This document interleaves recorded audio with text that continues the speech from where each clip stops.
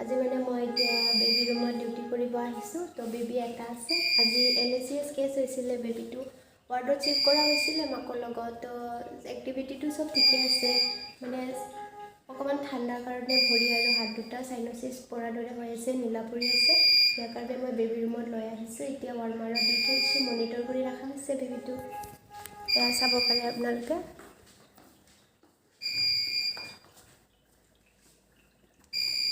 এয়া বেবীটো ঠিকে আছে।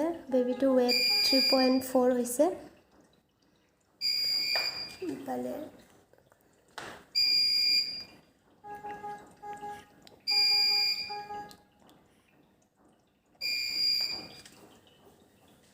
ঠিকে আছে।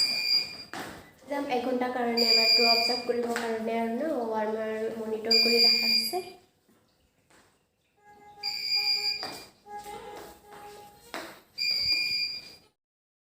মনিটৰ কৰি ৰখা হৈছে। ইফালে ৱাৰ্মাৰ চাব পাৰে, ঠিকে আছে, পালছ ঠিকে আছে আৰু ইফালে অক্সিজেনো ঠিকে আছে, 90 ৰাখা আছে। এনেদৰে নীলা হৈ আছিলে, এনেকুৱা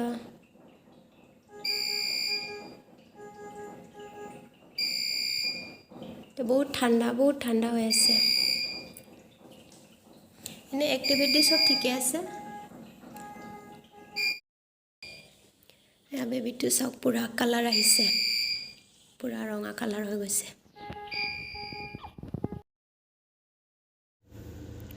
বেবীটো এতিয়া ঠিকে আছে। 1 ঘণ্টাৰ কাৰণে ডক্টৰে এডভাইচ দিছিলে অবজাৰ্ভ কৰি ৰাখিবৰ কাৰণে, ৱাৰ্মাৰত মনিটৰ কৰি চাব দিছে অক্সিজেন কিমান আছে, পালছ কিমান আছে।